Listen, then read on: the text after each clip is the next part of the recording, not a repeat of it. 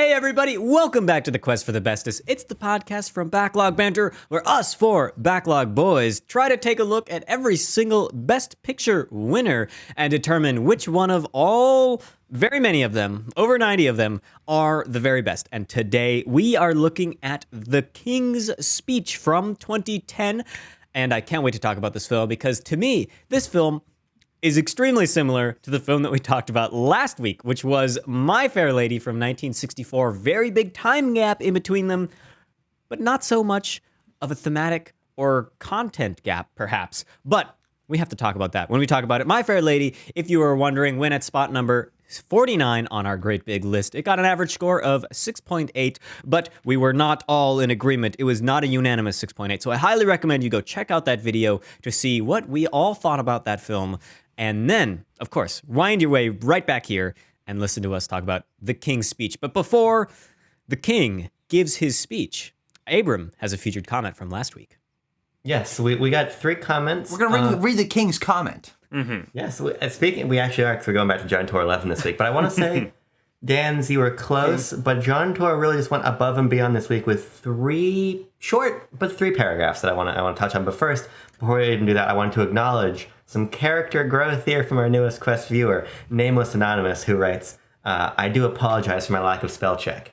Good. I gave him the creator heart. I let him know it was all in good fun, but we keep an eye on you. But also not really. Now give us a good Quest review so we can read you out properly next week. But absolutely. Thanks for watching. Really glad to have you on board. But here we go. So John Tor 11 says, so before watching MFL, I asked my sister, who I know loves the film, what it is that is so great about it.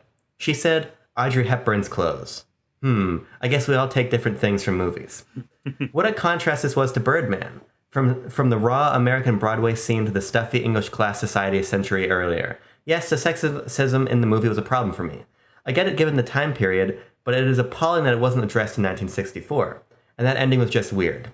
Not being a musical fan, I must say that the one thing I've appreciated in these Oscar-winning musicals is the famous songs I recognize. West Side Story had lots of them, but surprisingly and disappointingly, I didn't recognize a single song in this one. I've heard about this Spanish Plain Rain before, though. I find this hard to rate, and I suck at rating. I gave Oliver a 3.5. This is slightly better because of Audrey, so 3.8 out of 10. There you go. How about that? Interesting. John Tor I disagree. he's in agreement, but also disagreement with us. So that's why the comments section exists. If you so feel inclined at any point, write your thoughts down below. We love reading them. Absolutely. And you might just be read out loud next time when we talk about whatever film the spin wheel gives us next. Oh, yeah. Okay. Who wants to be the king right now and give his speech? I'm going to give my King's first impressions. Sure. I think we should just start applying the King's blank to everything we talk about in this review. It's the King's review, after all. But the King's speech it's an Oscar bait movie, and it's a good movie. I don't think there's anything particularly wrong with it. But I watched it a couple days ago. I don't really remember that much about it already. I didn't particularly take that many notes because I feel like it kind of hits all the bars that you want it to and keeps trucking along. And yep, there it is.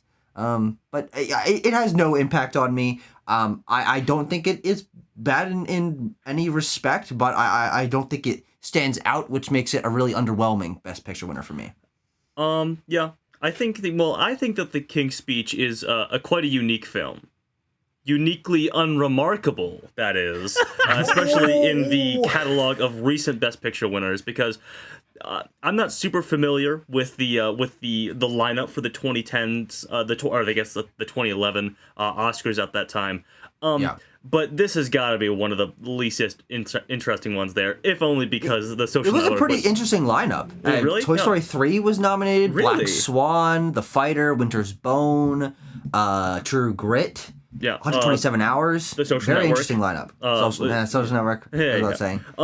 But I mean, out of all those, the ones that you just listed, Tucker, this is just like the most like, yeah, it's we're shooting for awards with this film, and they got them. You know, gotta hand it to them. It is good, but if we're talking about things that are average, and I feel like there's a few things that lift this above that middling average line, but there's not a lot, and I'm in agreement with Tucker here. I'm sort of at a loss for things to talk about other outside of like I liked this particular thing, but not like I love it. I just kind of like, yeah, that's a cool element of this film.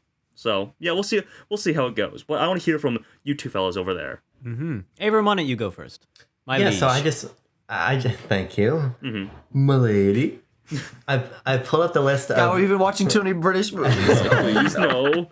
I pulled up the list of the nominees from this year because I was quite curious. So we had Black Swan, The Fighter, Inception, The Kids Are All Right, 127 Hours, The Social Network, Tanner, Toy Story 3, True Grit, and Winter's Bone. So I haven't seen nearly all of these films, but I've seen True Grit, Toy Story, Inception. I haven't seen Social Network. I apologize for that. But when I look at that run of films, I see, projects that are a lot more creative than this. And I tend to land where you guys did. I enjoyed The King's Speech. I think that there are moments here that are quite excellent. And I think that the performances buoy the entire film. But for the most part, I think this movie reminds me a lot of like Chariots of Fire or something. Like there is a quality floor here that we never fall below. But ultimately, like the ceiling is low too. This film is very standard to me, and ultimately, in a list, not only a competitive year, but in a competitive entire catalog of Oscar Best Picture winners, this to me doesn't rise much above. Not to show my hand early, but like the 6 range, because ultimately, I don't see anything here that provokes my imagination or does anything interesting with film, and instead it feels like, yep, here's a good drama, we'll act it, we'll execute it. That's where it stops. Yeah. Yeah, man, I feel like I don't have anything to say because all the words have been taken from my mouth. Abram, you used the word standard to describe this film. I'm going to go one step farther and say that it is bland. I think that The King's Speech is entertaining. I enjoyed it while I was watching. I wasn't bored because I do think that the drama elements do work. It is, I'm interested in see what's going on. How do these characters interact? Okay, Royals. Whatever. It takes me too long to get invested in like British royalty as a subject to a film. But once I'm in, I'm in. And yeah, I mean, it's there. It was entertaining. I guess I liked the time I spent watching it, but it really didn't provoke any deeper thoughts. And I don't even know if I could really read into the film more and like try to pull out deeper stuff from it as I'm thinking about it. Because yeah, like a lot of these films of the entire Best Picture catalog has some films that provoke some deeper thoughts. And I don't think this is one of them that does that, which, I think Colin Firth's performance of King George VI is very good. His stuttering sounds very natural and sounds, it feels like he is the character. But beyond him, there isn't much to be interested by. And so it just kind of is a film, and it is the Best Picture winner from 2011, I guess. That's how it stands. Yeah.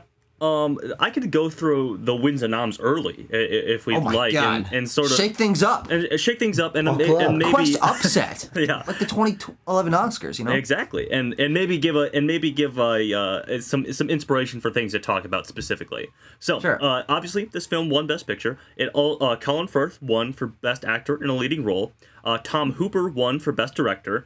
David Seidler won for Best Original Screenplay. This film was nominated in, Geoffrey Rush was nominated for Best Supporting Actor. Helena Bonham Carter was nominated for Best Supporting Actress.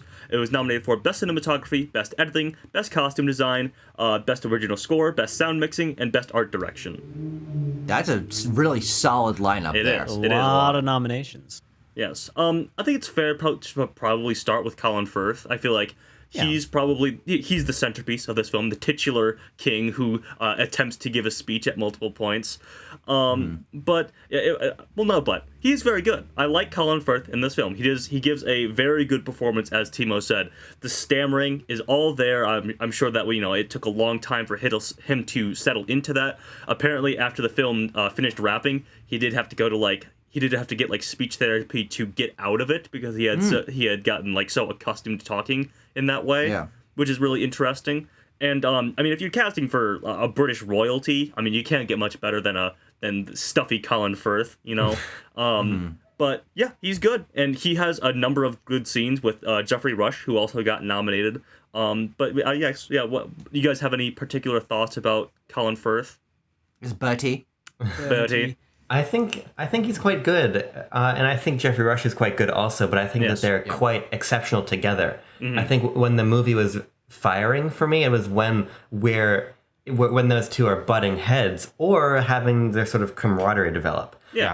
I like the sort of the arc that we follow with the two of them together, and I think the standard sequence for me in the entire film is that montage of him doing all of like the speech therapy stuff, intercutting to him giving that first speech. Yeah. And so when there's a little bit of energy there, and I think there's a lot of energy provided by those two incredible actors bouncing off of each other, the film does have a little bit more going on because I agree. I think he's quite good. I think Jeffrey Rush is quite good. I don't really have a whole lot more to praise him on other than, yeah, those are good performances. But I think the sum of those parts is probably the reason that I was only asleep for maybe 15 minutes of this movie. Sure. Yeah, I think that is a testament to the fact that this movie recognizes that its strongest element is the bond between Bertie and Lionel Logue. And I think their bond is a centerpiece of this film, and I do feel like maybe I find them each a little less compelling when they're on their own. But those aren't huge sequences of the movie because on the whole we are spending time with them together the whole time and watching their bond develop surprisingly slowly because Bertie is so adverse to accepting the help of someone on a class level who's below him, which I think is where really the only clear thematic value of this film comes from is the classism, is the divide between the ruling class and the commoners, the Australian man, which, by the way, does not sound Australian. No, he doesn't. I wouldn't have known unless the film pointed at it to us. Which they do, multiple times. But I think the fact that both those performances are so strong, and I believe both these characters in their stubbornness, their equal stubbornness in certain ways, and Lionel's knowledge of his craft of teaching people how to speak properly and stuff like that. Like there is a skill here on both of their fronts, which I think makes this a compelling drama to watch because I was invested in both these characters, and I was interested to see Lionel win Bertie over and these sort of things. You use the word, Tucker, because I'm on the word train. Believable. I think these are very believable characters. Even King George, who is he's a king. Like how am I, a commoner, supposed to relate to this man at all? And so, but I think the film does a good job at bringing this together, and the central thematic question of the film, which kind of takes our central thematic question of My Fair Lady and totally, flips it on its head, is we have this the highest class. You cannot get higher class in England than the king. It's impossible. He cannot speak, and he must learn how to speak so that he can perform his roles. And so I like seeing like that play out, and I couldn't help but thinking about how My Fair Lady represented this kind of stuff in the film. It's just coincidence that these two are like strangely similar and right next to each other in our randomness. But I think that the moments where they are conflicting and where Bertie's class is being confronted very directly by Lionel, and he's saying, "My castle, my rules." And I just those scenes are probably the most interesting for me, and where we get the most character back and forth, and there's antagonism, and he's like, oh, he just really doesn't want to do it because Bertie, he's been raised as a royal and all of these elements. So I think that the film uses its conceit to its advantage in building these moments of dramatic tension, but these are the only moments of dramatic tension I really feel throughout the film. We get a couple where characters look at him as he gives a speech elsewhere, but I ultimately don't feel like that much beyond Lionel's office has a lot of compelling moments to him. Lionel's office is where I want to watch this movie, and when we go outside of it, minus the climactic speech scene, there's not a lot there.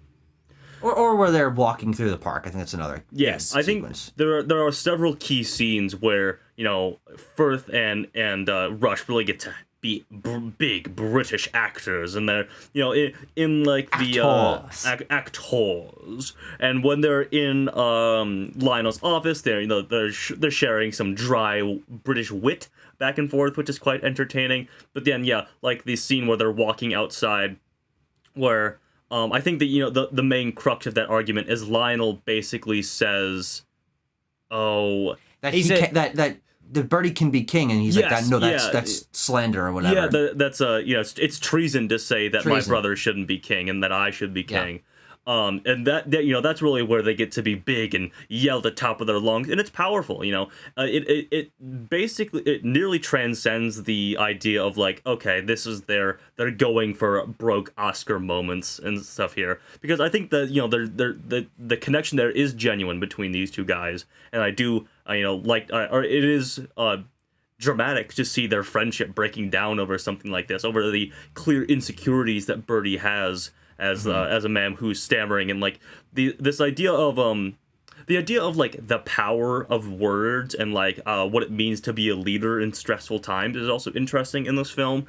I believe Michael Gambon's King George V has an interesting line when he gets introduced that's like, kings only, in the olden days, kings only needed to look strong and ride a horse down the street and stuff like that, but now we need to inspire the nation and things of that nature. And I think that's interesting, and they try a few more times throughout the film, like when Bertie, when he becomes king, is watching footage of Hitler in Germany, in the late 1930s, and he's sort of recognizing these things of like, oh, the power of words is, partially how Hitler rose to power.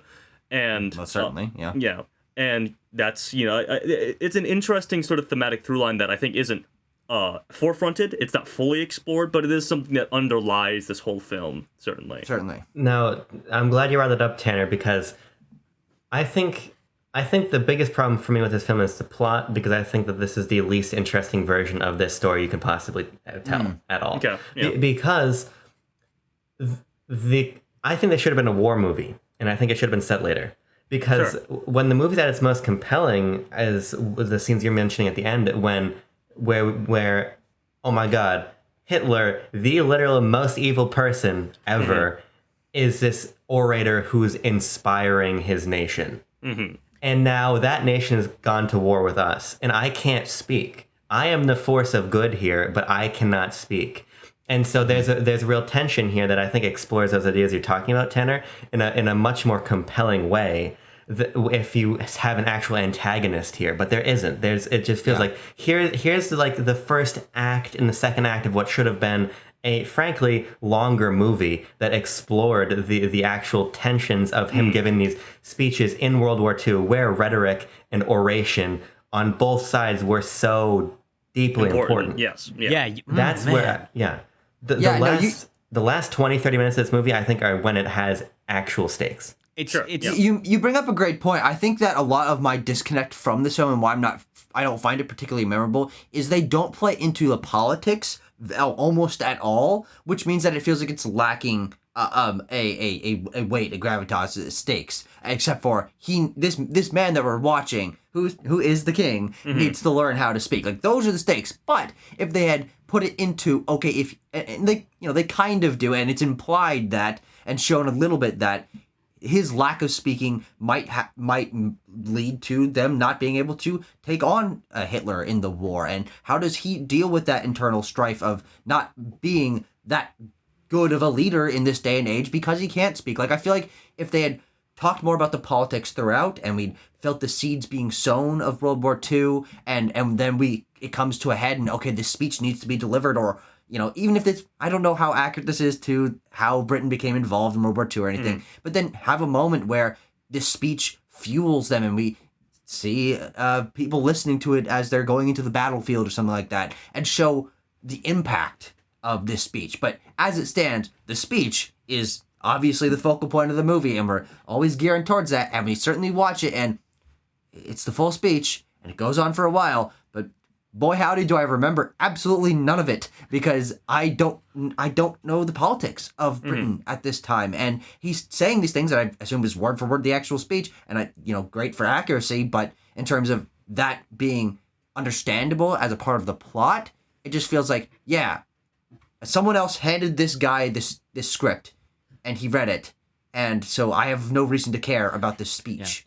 That's an interesting point, Tucker. Oh, sorry. Go ahead, Timo. You talking about the politics of England at this time, of Britain, makes me think about a bit of an issue I had immediately going into the film. And we have this character who can't speak, but he is And so we're supposed to be sympathetic with him. The film makes him out to be a sympathetic character. And yet he is also the king of England. He is the king. And so, and part of that to me is like, okay, a king is an immediately unrelatable character. And we make him relatable through this his speech and through his inability to talk and his stammer. But I ultimately feel like he isn't ever really realized as like a person. There's a couple moments where he's like, oh, I wish I could have built these biplanes, but I had to collect stamps because that's what my grandpa wanted. And that is, sure, that's probably true. But I feel like because the film, and this is, I don't know what you do about this. This is just a choice in your entire subject. Because the film is so centering on the royals, and why I grapple with films dealing with the British royals a lot, is that they are unrelatable and they live in lives that are totally separate and totally, devoid of what the common person's life looks like.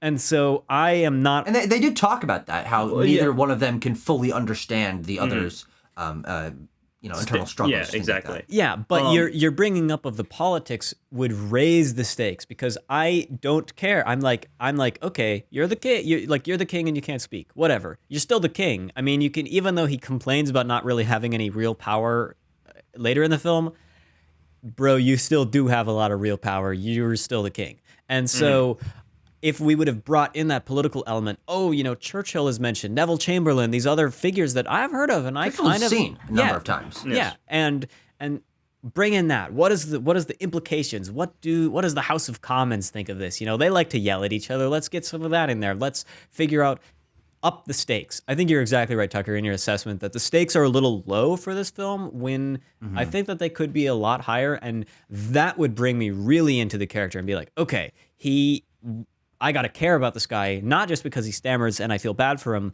but because there's all these other elements that like are really... The fate of the country is in his hands, is in his words. Yes, yeah. 2 points there relating what to I'm the hearing things... is King's Speech, Darkest Hour crossover film. Okay, yes, absolutely.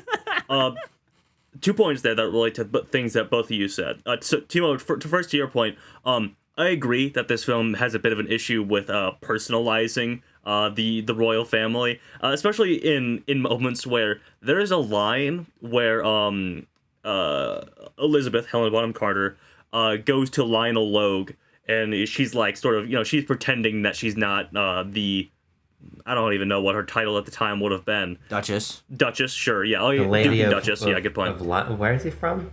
York. Yes, the Duke of York, the Duchess of York, and she goes to Lionel Logue, and she's like sort of putting on airs that she's a normal, wealthy woman, and Lionel Logue asks something like, "Oh, are you like indentured servants or something?" Because she's being coy about what their position in society is.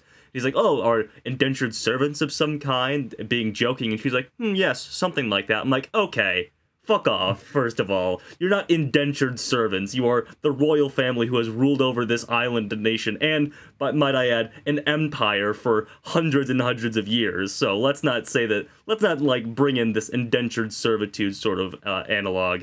But to the second point about the politics, I think it's really interesting because we watched this film with two people who are big fans of the Netflix series The Crown, my girlfriend Anna and our friend Seth. Which, if I do understand right, does go into the politics of this whole situation quite a bit. Yeah, it from what I know, I haven't seen the show, but from questions that we were asking them throughout the course of this film, it is the Crown is a lot about it is the larger actual politicking of the royal family and parliament and things like that, but it's also about the internal drama of the royal family and being very controlling of who can do what and what can happen when. And that's in this film with Guy Pearce, King Edward.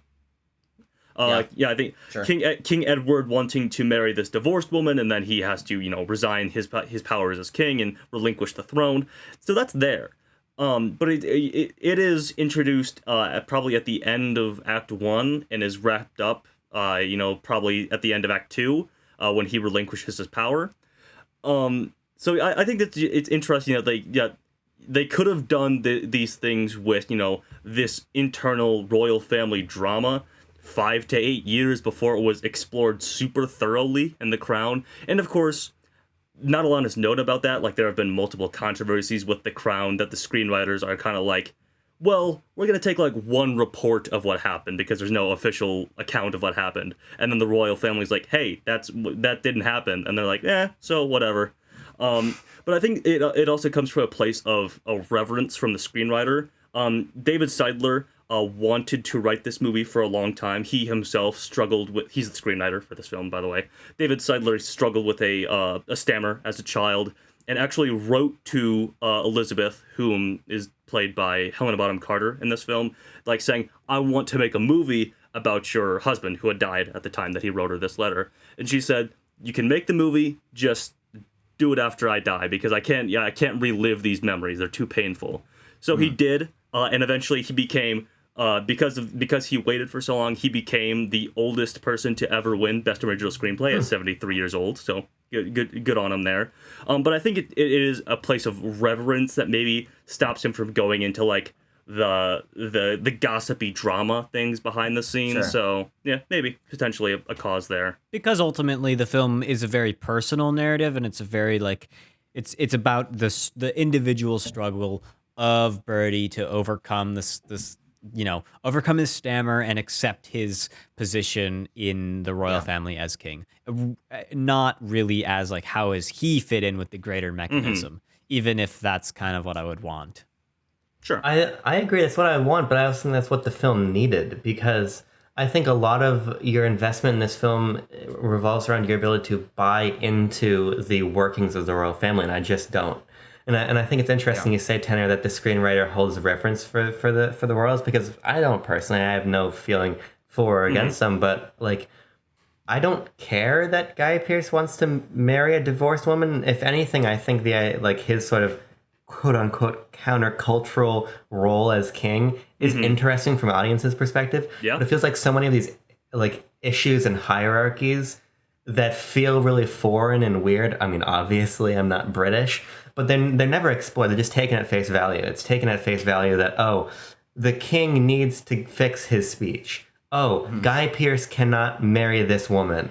Oh, the king must sit in this chair. You can't sit in this chair. Like, the film has nothing to say about any of this. And not that I think it's trying to, but this... And it's not propaganda, because the film is not trying to propagate a message, I don't think. But it is certainly a... let's take these things on their face and not evaluate them at all, when I think you had characters in there like Guy Pearce who you could have used as an opportunity to do so, and I think further engaged me as an audience, not only just in the politics of the character or the the nation's government's relation to its peoples, but in terms of the actual people and the royal families and the institutions themselves. Now, obviously, it's a different movie, but when the movie you have here is so standard, I find myself like looking, oh, what if we peered around this corner of the script and went in this direction? Like, I think that there are so many threads that if pulled upon, this would have been a much more interesting movie. Sure. I think that's a great point. However, I do have to push back on it a tiny bit, because I do think they peer around that corner like 65%. Because a lot of the movie, in terms of Bertie and Lionel's relationship, is predicated on Lionel not having an extreme reverence for Bertie's position and knocking him down a number of pegs, and saying, no, you're in my I'm the one who's going to essentially save you as king. I'm going to teach you. I do have this power over you because I'm knowledgeable in this situation, and we are going to be equals. I'm going to call you Bertie, even that only your family calls you that. I'm not going to call you Your Royal Highness. I'm gonna sit in this chair, even though because it's just a chair. Yeah. He does poke at these things, but I think you're right. It's not.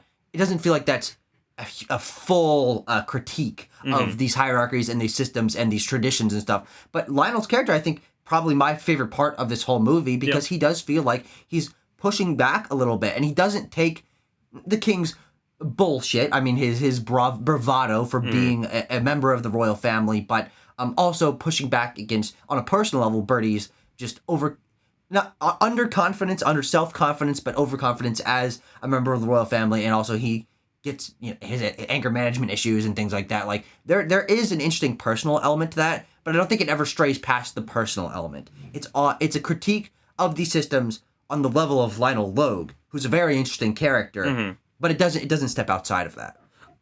Yeah, I think I like Jeffrey Rush, and I like Lionel Logue's character. Like I said, I think Checker, you bring up a great point about him, taking King George down quite a few pegs from his royal high point in the film. One of my favorite lines is because Colin Firth has had his speech impediment sort of analyzed by the royal physicians, as he says, and Lionel Logue's like, "Well, they're idiots." He's like, "They've been knighted," and Lionel Logue's rebuttal there is, "Well, it makes it official then." Yeah, and there's a number of those moments. A lot of stuff like that. Yeah, I think that's a good point, but I think ultimately it boils down to King comes to understand the common man, and it doesn't go much further than that. That's why I'm not even looking for. It's on a personal level, right? Yeah. I'm not even looking for a criticism of the royal family. Really, I'm just looking for something that goes beyond observation, because I think that's where a lot of it ends up being. Like, you're sitting in my chair. Okay, he's sitting in the chair to provoke you. Like, we get it. Like, I like his character for what he represents, as you're saying, but I don't think he's anything more than representation of the pushback. Yeah. I wanted to bring up something that this film won an award for, and that is Tom Hooper's direction. I personally am a fan of Tom Hooper's directing style, at least in this film and in Les Miserables, not necessarily in 2019's Cats, because the style is not really there. But nonetheless, I think that he has a really interesting visual language that he incorporates into his films. The use of empty space when we're framing a single person, where they'll be in like the bottom left corner, and we'll have just a wall that's like, this sort of this crinkling wallpaper that you sort of get this idea of like, okay, Lionel Logue, he's this this speech therapist, but he's not in the best financial position probably. And I think the camera shadow is something that's really interesting about Tom Hooper's direction style as well. Oftentimes he'll put the camera right up in an actor's face, and you can see the camera shadow. And I think it is this like pseudo guerrilla style of filmmaking that I find really interesting and visually engaging. Whereas I wouldn't say that if this was done by any other, take your pick of British filmmakers who are working. Kenneth Branagh, perhaps, yes. Yeah, who this film might have gone to, Yeah, I agree. I think that that kind of stuff, like when we're talking about Best Pictures, I think that is our baseline, is doing interesting stuff with framing. And so to me, the interesting moments of this film is when he puts the wide angle lens on the camera and puts that camera right next to and you're like, oh, this is an awkward, this is a situation where, where we feel uncomfortable. We're looking, the viewer feels uncomfortable because you see the focal length of a human face at a different focal length than you would standing that same distance away, whatever. But it succeeds, and I like the use of reaction shots. I think they're totally necessary. I don't think you can tell the story any other way without cutting around to all the people looking at Bertie failing to give his speeches throughout the film. So I think that while those elements of the visual style are interesting, I also feel like it's a period drama, and we're just shooting this kind of stuff. A lot of it in coverage, in a lot of. Even though, yes, we'll put the camera, we'll frame the person. Or I guess I'll do it over here. Over here where my microphone is. I'll just be framed like this for a little while. And yes, that's supposed to engender a feeling in us for how we are supposed to interpret the shot. Yeah, you could do more. You could do more. And these other Best Picture winners have shown us that more is possible. Yeah. Yeah. It's not phenomenal. I don't think it's stand out, but I do think it is. And this is a terrible bar to have to cross, but certainly better than it could have been. I do think I found more moments here where I was impressed by the framing, by the cinematography, which makes the framing of the very quality set design and costume design stand out even more. And when you're framing Bertie against this wall in Lionel's apartment that is essentially like a oil painting of this mottled colors of browns and dark blues and tans and such, it is like, oh, this is really rich. This is detailed. I can see the quality going in here, but it's not rich on the level of costume design of My Fair Lady. It's not rich on the level of set design of some of these other films that we've watched. It doesn't reach a new echelon. It's just, this is interesting. It is very well done, but it's not next level, not Best Picture, Oscar-winning next level. Holy shit, well done. Yeah, I'm just Les Mis pilled, and I like Tom Hooper's directorial style. I'll give him props that characters are not not squarely put on the third lines. At least you're breaking a little bit away from putting people's eyes on the top left third marker. That's like, okay, yeah, you have thought about this beyond the default, but by a lot more than that, I don't know. I also like, speaking of like cinematography and things like that, there's just a lot of like cool looking shots of like misty, foggy London, and like the sort of soft camera lens and stuff like that lends itself to that sort of misty cinematography, like in the scene we talked about earlier with Birdie and Lionel sort of arguing in that big open square, or like the big open field where Guy Pearce comes down in his biplane. That's just like cool open field with like mist on in the far reaches. It's cool looking. That's reminded us quite a lot of Spencer, which is a better movie. Yeah, and also follows a similar set of characters because guess what? Same family. Yeah, true. Anything else to add? I Friends have some and foes here on Quest for the Bestest. I have miscellaneous trivia and things that I liked, but I'll defer to anyone who has more cohesive thoughts than that. I mean, I really don't either. I feel like I'm kind of scraping the bottom of the barrel. I just checked my recording time. We're moving at like 30-something minutes here. There's not a whole lot to talk about, frankly. But I will shout out a couple things. I think that the main score motif is pretty good. I like that. It sounds like a million other things I've heard, but it's pleasing to my ear. I also, again, I think that there are particular character moments here that really work. Like, I like when Colin Firth just lets go and he's like, bugger, fuck, shit. The swearing scene is super fun. It's funny, and I think that is one of the sort of moments that I wanted more of, as I was saying before, of like, let's break it down here and let's put these characters in uncomfortable situations. Let's see what happens. And I think we did that there. So I thought that was a good moment. But ultimately, I'm now down to the point of like, I'm trying to like fucking shuffle through my bag of thoughts here for something. Abram wants Colin Firth to bust it down more in this movie. That's what I'm hearing. Is exactly what I'm saying. Yes. I also really liked when he said, "Manners maketh man." Oh, very nice. Little reference there. That was Colin Firth, right? Yes, that's Colin Firth. Timo, Tucker, anything else before I just ramble about things? Being the sound guy, zero complaints about the sound in this film. Sounds very good, as most films do from this time period. It's it's late. It's 2010. Like everyone, it's sound engineering has like not changed since 2005. It's the same, and so when we go on from then, I expect all movies to sound good, full soundtracks, have all kinds, be mixed well. I thought this movie was mixed well. I don't find particularly a huge amount of creative elements within the sound design, but I also don't think the script itself lends to a lot of that. I feel like the script probably had zero, no action lines telling what we hear. It's always what we see or what the characters are doing. And so, that's not really any of the sound people's fault. And that it was nominated for mixing makes sense because it is well done. I think and if your films that get nominated in other categories just kind of get defaulted into those categories, I feel like. I do wonder about the medium, how they filmed this, because it's 2010. The really good digital cameras had yet to come out at this time. It would be a year or less than that until the really nice like Arri Alexas and stuff that could do really high fidelity digital were out. And so was it filmed on film? Maybe interesting. I don't know. Do you want me to? I can look for you on IMDb here. I have it pulled up. You want me to do a classic thing of I list off a obscure random list of words that are a camera type, and Timo tells me if they're digital or film. Do it. Let's do it. Okay. Let's find out. The cameras were an Aerocam LT Zeissmaster Prime. Okay, well you got the lens and you got the camamera. Film though. That's a film camera. Okay. Yeah. That's a film camera. Okay. So yeah, probably 35 millimeter. I mean, it looks good. It's it looks like a blockbuster. It looks like a movie that would win Best Picture, so I'm not really complaining beyond that. I do have sound trivia before Tucker. I don't want to jump in. I have some sound trivia for our good friend Timo Nelson here. According to EMI recording engineer Peter Cobbin, the original Royal microphones had been in the EMI archive for 70 years. They restored 3 Royal microphones.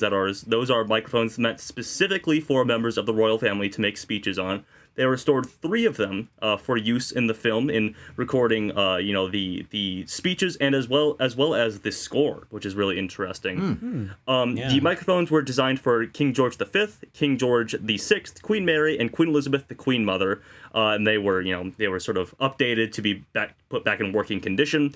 They were state of the art in the 1930s and excellent even compared to much more modern equipment. Composer Alexandra Desplat and director Tom Hooper were pleased with the result. I didn't know so the spot score. Yeah. That's why it sounds like Shape of Water. And felt that the slight coloring of the sound caused by the older equipment gave the recordings an authentic patina of the time period. Yeah, I mean, the film has a lot of, contemporary bits of recording if it's from the TV or if we're playing back the speech. And it sounds, I mean, it's completely believable. I didn't think for 1 second that I was like, oh, this is modern day. Like, no, it sounds how it should, which is, yes, that's the line. That's the bar. Tucker, anything else? No, I don't know. You throw it back to me. I don't have anything else to say. Oh, okay, sorry. I do have some other miscellaneous trivia here. The BBFC, which is, I presume, the British version of the MPAA, the rating system for films, gave this movie a 15 certificate for 17 occurrences of the word fuck. On appeal, it was reduced to 12A with the information contains strong language in a speech therapy context. Yes. Because the king says it, it's okay. Yes, exactly. Over here at the good old MPAA land, right? You get 1 fuck in PG-13, right? 1 non-sexual fuck, that is. Okay. Yes. Sure, a clinical fuck. A clinical fuck, as it were. But I just have some miscellaneous things that I like. Michael Gambon as King George V in that scene where he's suffering from dementia or Alzheimer's or something like that. That's a great little scene for him, and he does a great job. And I also noticed, I picked up on a little thing that in the background of that, there's a ticking clock, or no, it's when they go to visit him on his deathbed after he has died. There's a ticking clock as Colin Firth walks out of the room, and it's like the clock is ticking for him to become the king. It's a neat little thing. I will interject for a second there. This is a weird Harry Potter reunion, actually. Because you got Dumbledore, you got Bellatrix, and you have Peter Pettigrew there too. Yeah, exactly. Why didn't you even realize? But Jean pointed that out to me. Yeah. But and they do the marbles in the mouth thing, like My Fair Lady. That's another connection between My Fair Lady and this film. He doesn't eat one though. He does not eat one. They should have forced Colin Firth to shove a marble down his throat. God, I hope the doctor never pulls out a jar of marbles and says, all right, we're fitting all these in your mouth. I hope that never happens. I have a hard time believing that is still a common practice today, Timo. It can be if you'd like it to be. Please. I got some. I can go get a sack of marbles. Yeah. No, thank you. We can make arrangements. Maybe next time, Tucker. Okay, that's fair. Yeah. All right. Well, should we just give this a score? Because then we'll think. Let's do it. Yeah. We'll think about it after we give it a score. Let's move on to the next movie and forget we ever reviewed this. Let's be honest. I got my number queued. I got my number 2. I got my number. I'm a little late to the party. Are you guys ready? Okay. 3, 2, 1, go!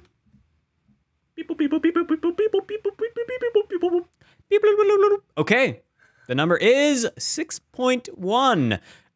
Almost exactly where I would have predicted it to go. Not surprising in the slightest. A 6.1, though, is going to slot it in between Rain Man and Green Book, just at the spot 52 on our list. The point breakdown, we'll start from the top. Tucker, you gave it a 6.8. Tanner gave it a 6.7. Abram gave it a 5.9. And I gave it a flat 5. So there you go. Any of you particularly feel really strongly about the decimal point and want to explain how or why? Nope. No, Yeah, I think this is a film that... Usually I'm pretty confident with this is my score and it reflects this for this reason. But this is, it's a good movie. Yeah. And my score reflects that it's a good movie, but certainly not anything fantastic. Yeah. The one thing I would say is that my one of my film professors right now is not really a fan of the Oscars, but he gave a quote to our paper which I really liked. It's something along the lines of the Oscars are a great place to start being interested in film, but it's not where you should end. There is so much. The message being there's so much more there, right? And I think that sentiment comes from things like this winning Best Picture, because there is no doubt in my mind that if you look at those other nominees, there are films that are much more interesting, right? Yeah. And of course, even those nominees don't represent everything that happens with indie film and the stuff that gets snubbed and everything, right? But I think the Oscars can do a better job than this promoting film that does something a little bit more daring or interesting. And I think that this just does none of that. Well, Yeah, and I agree. luckily, we are, I guess this was 11 years ago was when this film won. And so nowadays, I feel like Oscars have improved, at least in that category. And not beyond a little We've bit. been on a good run, Yes. frankly. Been on a good run. And so luckily, we don't really need to go into who produced this movie, but yes, purchased yes. another Oscar. Weinstein. Fair point. Yeah, that's a great point, Timo.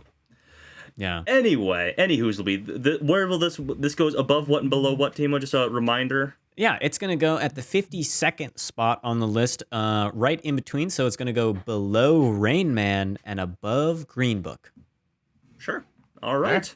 When we put a movie in one of these just weird positions, it makes me realize how big this list actually is. Yeah, we had a big list here. There's a lot of movies that it feels like we just have not talked about in forever. Because we've been doing this a long time, all things considered. Yeah, well, like a year and a half, right? 18 Something months? like it.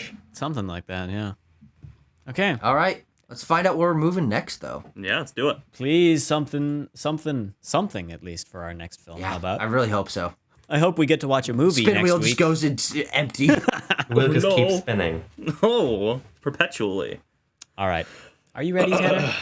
Should I stammer my way through this one? I always propose like bits that I should do, and then I never do them. So maybe I should This just. feels insensitive. Yeah, I know. Yeah. Can you do a British accent for it, though? Can you do an Australian try. accent? Oh. There wasn't one in this movie, so he shouldn't. Yeah, I'll do one in remembrance of what could have been.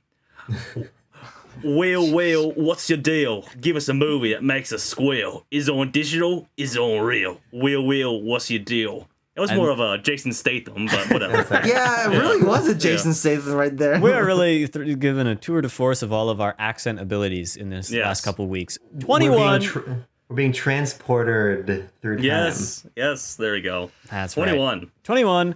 Tucker, what is film number 21 for us? Film excited. 21 is going to give us something pretty interesting to talk about because this is the only film to win from maybe the director of all time. Starring George Sanders, Joan Fontaine, and Laurence Olivier, we're going to be looking at the 1940 Best Picture winner, directed by Alfred Hitchcock, Rebecca. Oh, let's go. This is the Hitchcock movie that won Best Picture, and is it one of the best Hitchcock movies? Not necessarily, in my opinion, but I'm interested to give it a more critical, analytical look through the lens of Best Picture winning and quest for the bestest. Here's what I will say, because Tucker and I watched this probably over a year ago now, 2 years for ago, sure. something like that. Yeah.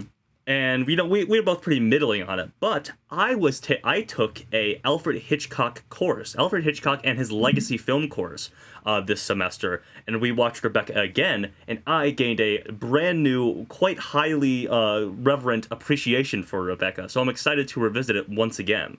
Oh, man. This is very compelling to me because I've only seen Psycho and Rear Window. I would like to see more of his movies. Yes. Yeah. Now, I would have rather seen Rope or Vertigo, but I guess whatever movie this is, we'll have to settle we'll have to do it for now. I am, I've seen quite a few Hitchcock movies, so I'm looking forward to seeing, how does this one fit in? Another one. And seeing another one? I haven't seen this yet. Yep, true. And how do Hitchcock's poetics really reveal themselves in this film? I think we will get into it. Looking forward to it. Hopefully, we are a little more awake next week, and the film inspires a little bit more conversation. Although I think we did not fail in that regard at all this time around. Thank you for joining me in discussing the King's Speech. One question to leave us out: is the film about the King's speech? Or is it about the speech? Timo, the unfortunate truth is that somebody thinks that it's both, and that's really clever. Yes. I will say, make sure next week not to watch the Netflix version of Rebecca with Armie Hammer. Don't watch that version. Watch the original. I know it can be confusing sometimes, Yeah. Keep your blinders on. Keep it tuned to Hitchcock vision. Avoid Armie Hammer at all Especially costs. in a dark alley if he's got a bottle of barbecue sauce. Yes. We don't want any of that. Oh, Lord. Oh, man. And hopefully by the time we reach around to next week and we talk about Rebecca, none of us have succumbed to Armie Hammer. Give the old reach around, Rebecca. All right. Let's wrap And her with up. that, we'll see you next week. Peace. Hey, Quest listeners, comment down below. Who's your favorite? My Supreme favorite Court is justice? Grover Cleveland. You know?